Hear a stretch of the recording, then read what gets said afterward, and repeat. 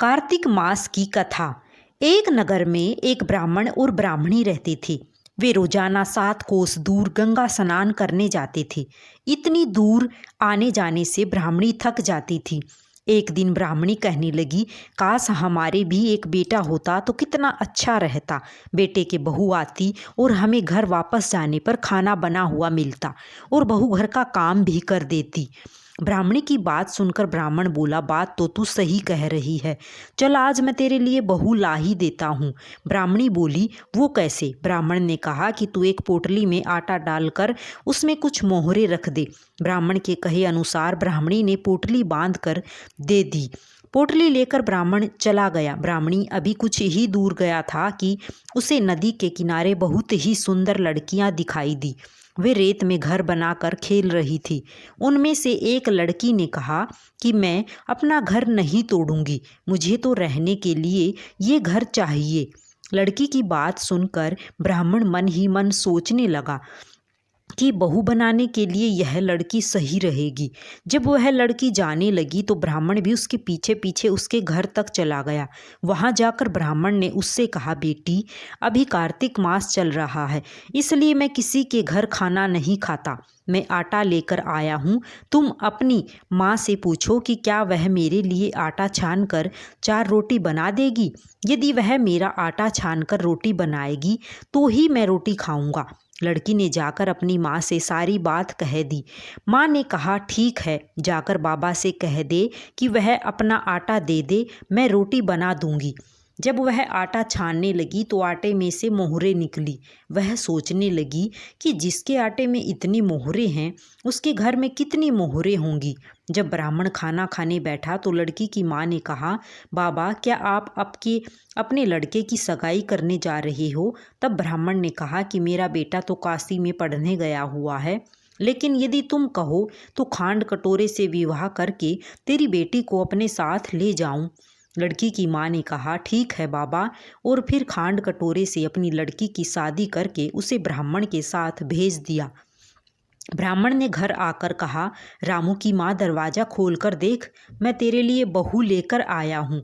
ब्राह्मणी बोली, दुनिया तो ताने मारती ही थी, अब आप भी मारने लगे। हमारे तो कोई बेटा ही नहीं है तो बहू कहाँ से आएगी। ब्राह्मण ने कहा कि तू दरवाज़ा खोल कर तो देख। जब ब्राह्मणी ने दरवाज़ा खोला तो सामने बहू को खड़ी देखा। उसने बहू का स्वागत किया और आदर सत्कार से अंदर ले गई। अब ब्राह्मण और ब्राह्मणी स्नान करने जाते तो बहू घर का सारा काम करके और खाना बनाकर रखती। वह उनके कपड़े धोती और रात को पैर भी दबाती थी। इस तरह काफ़ी समय बीत गया। ब्राह्मणी ने अपनी बहू से कहा कि बहू, कभी भी चूल्हे की आग मत बुझने देना और मटके का पानी खत्म मत होने देना। एक दिन चूल्हे की आग बुझ गई। तब बहू भागी भागी अपनी पड़ोसन के पास गई और कहा कि मेरे चूल्हे की आग बुझ गई है, मुझे थोड़ी आग चाहिए। मेरे सास ससुर सुबह 4 बजे से गए हुए हैं, वह थके हारे आएंगे, इसलिए मुझे उनके लिए खाना बनाना है। तब पड़ोसन ने कहा कि तू तो बावली है, तुझे यह दोनों मिलकर पागल बना रहे हैं, इनका कोई बेटा नहीं है। बहू ने कहा, नहीं ऐसा मत बोलो, इनका बेटा तो बनारस काशी में पढ़ने गया हुआ है। तब पड़ोसन ने कहा कि यह तुझे झूठ बोलकर लाए हैं, इनका कोई बेटा नहीं है। अब बहू पड़ोसन की बातों में आ गई और कहने लगी कि अब आप ही बताओ मैं क्या करूं। पड़ोसन ने कहा कि करना क्या है, जब तुम्हारे सास ससुर आए तो जली फूकी रोटियां और बिना नमक की दाल बना कर देना। खीर का चमचा दाल में और दाल का चमचा खीर में डाल देना। वह पड़ोसन की सारी सीख लेकर घर आ गई और जब उसके सास ससुर घर आए तो उसने ना तो उनका आदर सत्कार किया, ना ही उनके कपड़े धोए। जब उसने सास ससुर को खाना दिया तो सास बोली, बहू आज यह रोटियां जली फूकी क्यों हैं और दाल भी बिना नमक की है। तब बहू ने पलट कर जवाब दिया कि एक दिन ऐसा खाना खा लोगे तो कुछ बिगड़ नहीं जाएगा तुम्हारा। सास ससुर को खरी खोटी सुनाकर वह फिर से पड़ोसन के पास गई और बोली कि अब आगे क्या करना है। पड़ोसन ने कहा कि अब तुम 7 कोठों की चाबी मांग लेना। अगले दिन जब वे स्नान करने के लिए जाने लगे तो बहू अड़ गई कि मुझे तो सातों कोठों की चाबी चाहिए। तब ससुर ने कहा कि इसे चाबी दे दो, आज नहीं तो कल इसे ही देनी है। तब सास ने बहू को चाबी दे दी। सास ससुर के जाने के बाद जब बहू ने दरवाज़ा खोले तो देखा कि किसी में अन्न भरा है, किसी में धन भरा है और किसी कोठे में बर्तन भरे पड़े हैं। जब उसने सबसे ऊपर का 7वां कोठा खोला तो देखा कि शिव जी, माता पार्वती, गणेश जी, लक्ष्मी माता जी, पीपल पथवारी, कार्तिक के ठाकुर, राई दामोदर, तुलसा जी का बिड़वा, गंगा यमुना व 33 कोटि देवी देवता विराजमान हैं। वहीं पर एक लड़का चंदन की चौकी पर बैठा माला जप रहा है। यह सब देखकर उसने लड़के से पूछा कि तू कौन है? तब लड़का बोला कि मैं तेरा पति हूँ, अभी दरवाज़ा बंद कर दे, जब मेरे माता पिता आएंगे तब दरवाज़ा खोलना।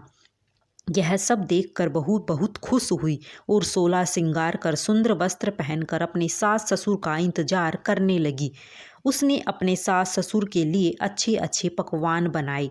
जब उसके सास ससुर घर पर आए तो उसने उनका आदर सत्कार किया और प्रेम पूर्वक खाना खिलाया और पैर दबाने लगी। पैर दबाते दबाते बहू ने कहा कि माँ, आप इतनी दूर गंगा यमुना स्नान करने के लिए जाती हो तो आप थक जाती हो, इसलिए आप घर पर ही स्नान क्यों नहीं करती हो? यह सुन सास कहने लगी कि बेटी, गंगा यमुना घर पर तो नहीं बहती है। तब उसने कहा, हाँ माँ जी, बहती है, चलो मैं आपको दिखाती हूँ। जब बहू ने 7वां कोठा खोल कर दिखाया तो उसमें शिव जी, पार्वती जी, गणेश जी, लक्ष्मी जी, पीपल पथवारी, कार्तिक के ठाकुर, राई के दामोदर, तुलसा जी का बिड़वा, गंगा यमुना बह रही है और 33 कोटि देवी देवता विराजमान है। वहीं चौकी पर बैठा एक लड़का माला जप रहा है। माँ ने कहा कि बेटा, तू कौन है? लड़का बोला, माँ, मैं तेरा बेटा हूँ। तब ब्राह्मणी ने पूछा कि तू कहाँ से आया है? लड़के ने जवाब दिया कि मुझे कार्तिक देवता ने भेजा है। ब्राह्मणी ने कहा कि बेटा, यह दुनिया कैसे मानेगी कि तू मेरा बेटा है? ब्राह्मणी ने कुछ विद्वान पंडितों से मदद मांगी। पंडितों ने कहा कि इस पार बहू बेटा खड़े हो जाए और उस पार ब्राह्मणी खड़ी हो जाए। ब्राह्मणी ने चमड़े की अंगिया पहनी हो और छाती में से दूध की धार निकलकर बेटे की दाढ़ी मूछ भीगे और पवन पानी से गठजोड़ बांधे, तब मानो कि यह बुढ़िया का ही बेटा है। उसने ऐसा ही किया। चमड़े की अंगिया फट गई और छाती में से दूध की धार निकलकर बेटे के दाढ़ी मूछ भीग गई। पवन पानी से बहू बेटे का गठजोड़ बंध गया। यह सब देखकर ब्राह्मण और ब्राह्मणी की खुशी का ठिकाना ना रहा। हे कार्तिक के ठाकुर, जैसे ब्राह्मण ब्राह्मणी को बहू बेटा दिया वैसे सबको देना। कार्तिक मास की कथा कहने, सुनने और हुंकारा भरने वाले सब पर कृपा करना। राधे राधे सभी को जय श्री कृष्ण।